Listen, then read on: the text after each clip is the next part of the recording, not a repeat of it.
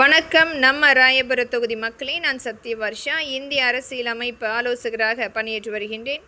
நம்மளுடைய ராயபுர தொகுதியில் அனைத்து இந்திய அண்ணா திராவிட முன்னேற்ற கழகத்தின் சார்பாக நிற்கின்ற மரியாதைக்குரிய அண்ணன் ஜெயக்குமார் அவர்களுக்கு இரட்டை இலை சின்னத்துக்கு வாக்களித்து அமோக வெற்றி பெற செய்ய வேண்டும்.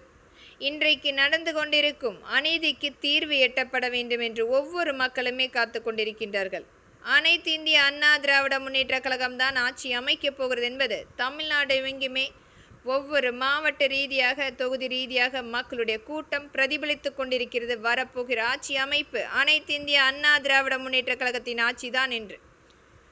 கடந்த 5 வருடத்தில் நடந்த அநீதிகளுக்கு முழுமையாக தீர்வு எட்டப்பட வேண்டும் என்று பாதிக்கப்பட்ட மக்கள் ஒவ்வொருவருமே காத்து கொண்டிருக்கின்றார்கள். இழந்த இழப்பு என்பது ஈடுகட்ட முடியாத ஒரு மிகப்பெரிய வன்கொடுமை. குழந்தைகளுக்கும் பெண்களுக்கும் நடந்த ஒரு அநீதி.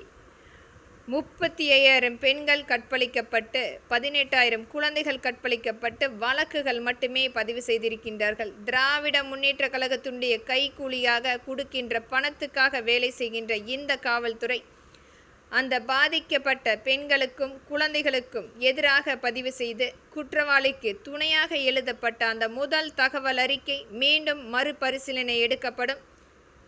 அனைத்து வகையிலுமே இன்றைக்கு இந்த திராவிட முன்னேற்ற கழகத்தின் ஆட்சியில் இன்னும் எத்தனை பெண்கள் குழந்தைகள் பாதிக்கப்பட்டு விரட்டியடிக்கப்பட்டார்கள் என்ற அனைத்து விபரம் முழுமையாக எடுக்கப்படும்.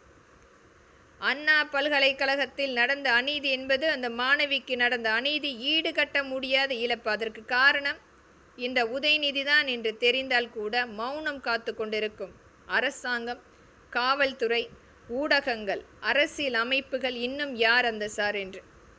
அனைத்துக்குமே தீர்வு எட்டப்பட வேண்டும். உச்சநீதிமன்றம் இதற்குரிய தீர்வு கண்டிப்பாக எடுக்க வேண்டும் நடவடிக்கை.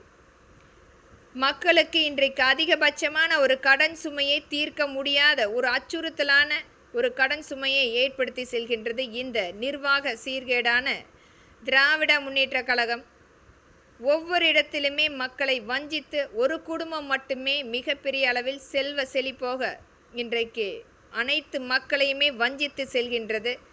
ஒவ்வொரு மக்களுக்குமே இன்றைக்கு ஈடுகட்ட முடியாத ஒரு கடன் சுமை கட்டாயமாக மாத தவணையாக நாம் செலுத்தக்கூடிய வரியாக காத்து கொண்டிருக்கிறது. இந்த திராவிட முன்னேற்ற கழகத்தினுடைய சீர்கேடான ஆட்சி நமக்கு கொடுத்த மிகப்பெரிய ஒரு தண்டனை. மீண்டும் இந்த திராவிட முன்னேற்ற கழகத்தின் ஆட்சி வரப்பட வேண்டுமா என்ற மக்கள் நீங்கள் மட்டுமே தீர்மானிக்க வேண்டும். ஒரு 5 ஆண்டில் முழுமையாக எந்த ஒரு நலத்திட்டத்தையுமே கொண்டு வந்து கொடுக்காமல் வஞ்சித்து சென்ற இந்த திராவிட முன்னேற்ற கழகத்தை விரட்டியடிப்போம்.